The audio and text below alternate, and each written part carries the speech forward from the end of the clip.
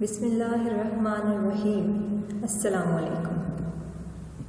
मैं महब इकबाल सेल group of colleges department of biology Sialkot girl campus की तरफ से आपके लिए सेकंड लेक्चर बायो के लेकर मुखातिब हूँ। आज हम biology part 1 chapter number 1 introduction का सेकंड लेक्चर स्टार्ट करेंगे। पहले लेक्चर में हमने बेसिक इंट्रोडक्शन के बारे में देखा। सेकंड लेक्चर में आज हम ब्रांचेस ऑफ बायोलॉजी से स्टार्ट करेंगे। ब्रांचेस ऑफ बायोलॉजी यानी बायोलॉजी की शाखें। यकीनन आपने क्लास 9th में बायो की ब्रांचेस पढ़ी होंगी, जिन्हें हम एक दफ़ा फिर से गो थ्रू करेंगे। सबसे फर्स्ट ब्रांच जो हमारे पास आ जाती है वो इकोलॉजी है। इकोलॉजी यानी बायोलॉजी की ऐसी ब्रांच जिसमें हम जानदारों का उनके माहौल यानी इन्वायरमेंट के साथ ताल्लुक डिस्कस करते हैं। अगर इसकी डेफिनेशन की बात करें, interaction of living with non living and environment is called ecology, यानी जानदार का अपने इन्वायरमेंट के साथ जो रिलेशन है, उसका ताल्लुक है, उसे हम लोग इस ब्रांच में डिस्कस करते हैं। एग्जाम्पल ले लेते हैं। हमारे इन्वायरमेंट में बहुत से ट्रीज लगे हुए हैं, दरख्त लगे हुए हैं। अब वो हम पर क्या इफ़ेक्ट करते हैं, वो सब चीज़ें हम इकोलॉजी में डिस्कस करते हैं। हमारे इर्द गिर्द इन्वायरमेंट में कोई भी तब्दीली आती है, जैसे कि टेम्परेचर चेंज होता है, सर्दी होती है या गर्मी होती है, तो इसका भी लिविंग ऑर्गेनिजम्स पर असर होता है। इसे इकोलॉजी में स्टडी किया जाता है। सेकेंड ब्रांच हमारे पास आ जाती है एम्ब्रियोलॉजी। एम्ब्रियोलॉजी का लफ्ज़ ही निकला है एम्ब्रियन से, जिसका मतलब है अनबॉर्न, यानी इब्तिदाई से पहले का वक्त जो है एक फर्टिलाइज्ड एग से, जिसको हम जायगोट का नाम भी देते हैं, उसे पूरा जानदार बनना, या चाहे वो प्लांट हो या फिर एनिमल हो या फिर ह्यूमन बीइंग इंसान हो, एक फर्टिलाइज्ड एग से मुकम्मल जानदार के बनने तक जितनी भी तब्दीलियां आती हैं, उन सब तब्दीलियों को हम एम्ब्रियोलॉजी साइंस की इस ब्रांच में स्टडी करते हैं। Embryology study of development of changes from fertilized egg to the individual is called embryology. Third branch हमारे पास आ जाती है फिजियोलॉजी। फिजियोलॉजी में हम जानदारों के साथ फंक्शन के बारे में, उनके फेल के बारे में बात करते हैं। इसके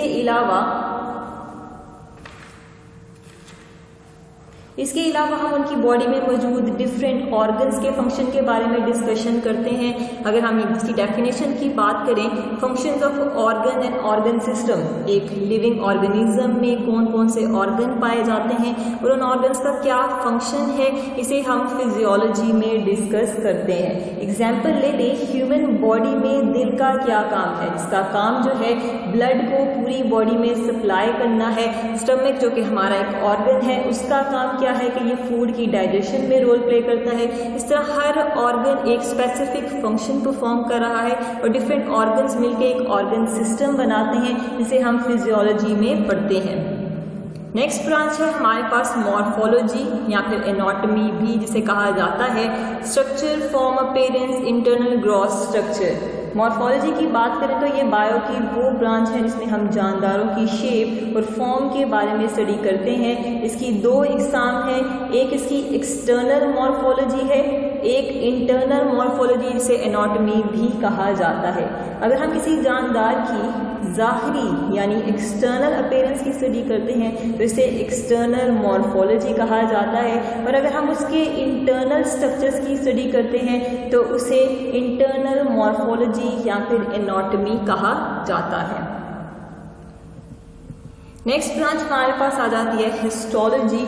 histology is the branch of biology that deals with the study of tissues, यानी माइक्रोस्कोप को यूज़ करते हुए लिविंग ऑर्गेनिजम्स, प्लांट्स हैं, एनिमल्स हैं या फिर माइक्रो ऑर्गेनिजम्स हैं, उनके टिश्यूज़ जब माइक्रोस्कोप में स्टडी किए जाते हैं तो इसे हिस्टोलॉजी कहा जाता है। लिविंग ऑर्गेनिज्म में बहुत ही इकसाम के टिश्यूज़ पाए जाते हैं। हर टिश्यू एक खास फंक्शन परफॉर्म करता है। फॉर एग्जाम्पल, प्लांट्स में कनेक्टिव टिश्यूज़ भी पाए जाते हैं।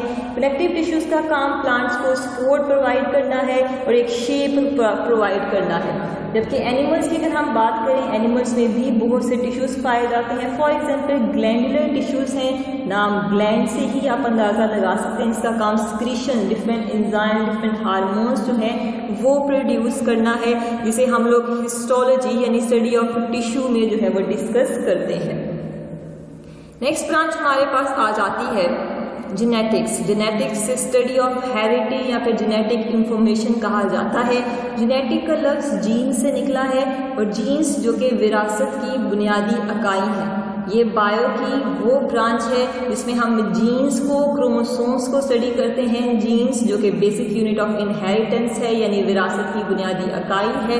ये एक ऐसी शाख है बायोलॉजी की जिसमें हम जीन्स को, इनहेरिटेंस को यानी विरासत को स्टडी करते हैं। Transmission of characteristics from one generation to other, एक नस्ल से दूसरी नस्ल तक जो भी खसूसियात होती हैं तो उनका तबादला स्टडी करते हैं। और इसके अलावा हम वेरिएशन यानी कौन कौन सी तब्दीलियां किसी ऑर्गेनिज्म में आती हैं, उन चेंजेस को, उन वेरिएशंस को एक नस्ल से दूसरी नस्ल तक हम स्टडी करते हैं। जैसे कि आप डायग्राम में भी डीएनए या फिर क्रोमोसोम्स का स्ट्रक्चर जो है वो देख सकते हैं। नेक्स्ट ब्रांच हमारे पास आ जाती है एवोल्यूशन की, यानी एवोल्यूशन की बात करें, एवोल्यूशन का लफ्ज़ एवॉल्व से निकला है जिसका मतलब है चेंजेस यानी तब्दीली, किसी चीज़ में वक्त के साथ साथ तब्दीलियां आना, दैट इज़ एवोल्यूशन। एवोल्यूशन के अंदर हम डिस्कस करते हैं कि जो एक नस्ल से दूसरी नस्ल तक खसूसियात पास होती हैं उनमें किस किस तरह के चेंजेस, तब्दीलियां आती हैं। जैसे कहा जाता है कि ज़िंदगी का आगाज़ एक बैक्टीरिया से हुआ जिसमें वक्त के साथ साथ तब्दीलियां आई और एक कम्प्लेक्स ऑर्गेनिज्म बन गया। सो इन सब चेंजेस को हम एवोल्यूशन यानी बायोलॉजी की इस ब्रांच में डिस्कस करते हैं। इसकी अगर हम डेफिनेशन कहें तो एंसेस्ट्रल हिस्ट्री भी जो है कहा जाता है। नेक्स्ट हमारे पास ब्रांच आ जाती है पैलेंटोलॉजी।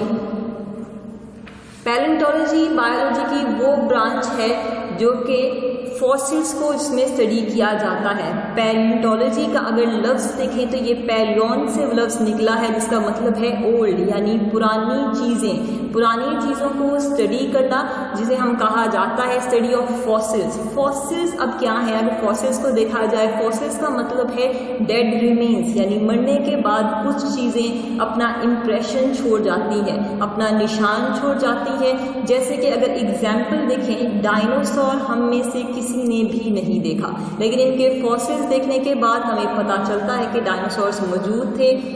पैलेंटोलॉजी को फर्दर दो टाइप्स में डिवाइड किया जाता है, एक पैलेंबॉटनी है, दूसरी पैलेंजोलॉजी है।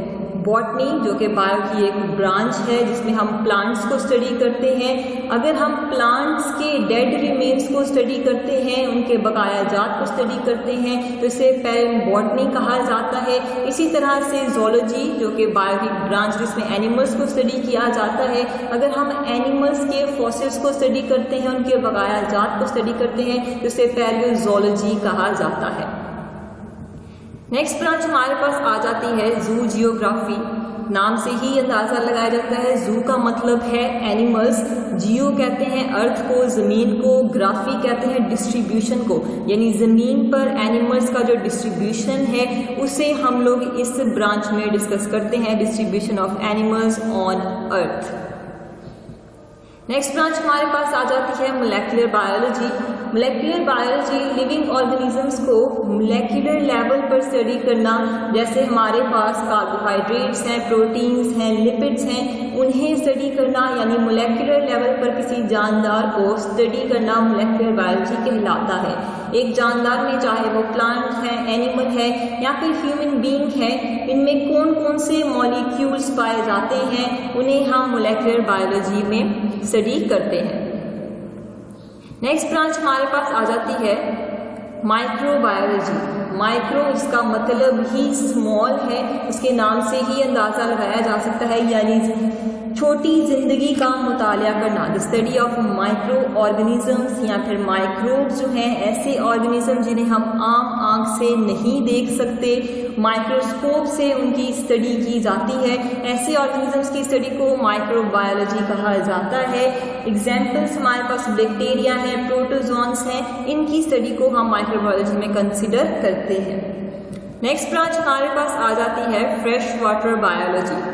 फ्रेश वाटर बायोलॉजी की अगर हम बात करें, बायोलॉजी की ऐसी ब्रांच जिसमें हम रिवर, लेक्स, पोन्ड्स जिनमें फ्रेश वाटर यानी ऐसा पानी जिसमें सॉल्ट कंसंट्रेशन, नमक की मिकदार कम हो, ऐसे पानी में जो लाइव लिविंग ऑर्गेनिजम्स पाए जाते हैं उनकी स्टडी को हम फ्रेश वाटर बायोलॉजी में डिस्कस करते हैं, यानी study of organisms in fresh water. Next हमारे पास ब्रांच आ जाती है मेरीन बायोलॉजी। मेरीन बायोलॉजी में हम लोग सी वाटर को, ओशन वाटर में जो लाइफ पाई जाती है यानी समुद्र का पानी है, इनमें सॉल्ट कंसंट्रेशन ज़्यादा, नमक की मिकदार ज़्यादा पाई जाती है। ऐसे पानी में कौन कौन सी लाइफ मौजूद है उसकी स्टडी जो है वो मेरीन बायोलॉजी में की जाती है। इसकी एग्जाम्पल अगर हम लें, अरेबियन सी है, बहीरा अरब की अगर स्टडी की जाए तो इसमें कौन कौन से जानदार लिविंग ऑर्गेनिजम्स पाए जाते हैं तो उसे हम मेरीन बायोलॉजी में कंसिडर करते हैं। ये कुछ एग्जाम्पल्स हैं जो कि आप नीचे तस्वीरों में साथ साथ देख सकते हैं। नेक्स्ट हमारे पास आ जाती है पैरासाइटोलॉजी, यानी स्टडी ऑफ पैरासाइट्स। लफ्ज से ही पता चलता है स्टडी ऑफ पैरासाइट्स। अब पैरासाइट्स क्या होते हैं? अगर हम पैरासाइट्स की बात करें, पैरासाइट ऐसे ऑर्गेनिज्म जो किसी दूसरे ऑर्गेनिज्म पर अपनी खुराक के लिए, अपनी पनाह के लिए डिपेंड करते हैं और इन रिटर्न उसको नुकसान पहुंचाते हैं, तो इन्हें पैरासाइट्स कहा जाता है। एग्जाम्पल लेते हैं, प्लाज्मोडियम है, एक पैरासाइट है जो कि मॉस्किटो, मच्छर से एक इंसान से दूसरे इंसान में ट्रांसफर होता है और ये इंसान में आके शेल्टर और फूड के लिए उस पर डिपेंड करता है, लेकिन इन रिटर्न ये मलेरिया की डिजीज जो है वो कॉज करता है। इसलिए ऐसे पैरासाइट्स को स्टडी करना, इसे पैरासाइटोलॉजी कहा जाता है। पैरासाइटोलॉजी की अगर हम बात करें, इसमें दो टर्म्स यूज की जाती है। होस्ट का रिलेशनशिप, होस्ट कहते हैं उस ऑर्गेनिज्म को जिसके अंदर पैरासाइट आके रहता है और उसमें डिजीज कॉज करता है, उसके लिए होस्ट की टर्म जो है वो यूज की जाती है। नेक्स्ट ब्रांच हमारे पास आ जाती है ह्यूमन बायोलॉजी। ह्यूमन बायोलॉजी की अगर हम बात करें, इसमें वो सभी ब्रांचेस आ जाती हैं जिनका ताल्लुक ह्यूमन से है, यानी स्टडी ऑफ ह्यूमन में हम लोग इंसानों में जेनेटिक्स, जीन्स को स्टडी करते हैं, एवोल्यूशन, तब्दीलियां जो वक्त के साथ साथ आई उससे स्टडी करते हैं, हिस्टोलॉजी, स्टडी ऑफ टिश्यूज को देखा जाता है, एनाटॉमी, इसके इंटरनल या फिर एक्सटर्नल स्ट्रक्चर्स को, मॉर्फोलॉजी को देखा जाता है। हर वो ब्रांच जिसका ताल्लुक इंसान के साथ है उसे हम लोग ह्यूमन बायोलॉजी में जो है डिस्कस करते हैं। नेक्स्ट ब्रांच हमारे पास आ जाती है सोशल बायोलॉजी, यानी study of human social and communal behaviour. इंसान किस तरह कम्युनिटी में बिहेव करता है, वो कौन सा रोल प्ले करता है एक सोसाइटी के अंदर, इसे हम लोग सोशल बायोलॉजी में डिस्कस करते हैं। नेक्स्ट ब्रांच हमारे पास आ जाती है बायोटेक्नोलॉजी की। बायोटेक्नोलॉजी यानी लिविंग ऑर्गेनिजम्स को यूज करते हुए इंसान की फलाह व बहबूद के लिए हम स्टडी करते हैं बायोटेक्नोलॉजी में, यानी डिफरेंट टेक्निक्स जो हैं लिविंग ऑर्गेनिजम्स को यूज करते हुए जो इस्तेमाल की जाती हैं for the welfare of Mankind. Example अगर हम इसकी लें, production of antibiotics and production of insulin. Antibiotics और इंसुलिन हम जानदारों से हासिल करते हैं, इसलिए हम इन्हें बायोटेक्नोलॉजी में स्टडी करते हैं। आज हमने बायोलॉजी की ब्रांचेस के बारे में पढ़ा। कल इंशाल्लाह हम नेक्स्ट टॉपिक के साथ हाजिर होंगे।